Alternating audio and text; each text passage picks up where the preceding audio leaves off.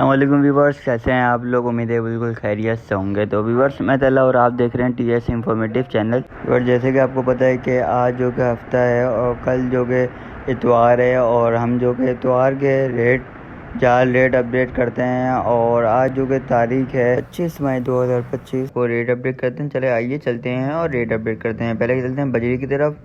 बजरी पट्ठा 450 से 550 तक, बजरी बड़ा 550 से 650 तक, फिंच 700 रुपये, डफ 250 रुपये, पल कॉकटेल बड़े 4000 रुपये, पल कॉकटेल पट्ठे 2500 रुपये, गिरे बड़े 2500 रुपये, गिरे पट्ठे 2000 रुपये, पल बड़े 2500 रुपये, पल बड़े 2000 रुपये, लेडी गोल्डन 4500 से 5000 रुपये तक, लोटिनो बड़े 1300 रुपये से 1500 तक, फिशर 1000 रुपये बड़े, लब्बट बड़े 1500 रुपये। और जाल पर लेडी गोल्डन शाफ्टेल आउल का भी ऑर्डर है।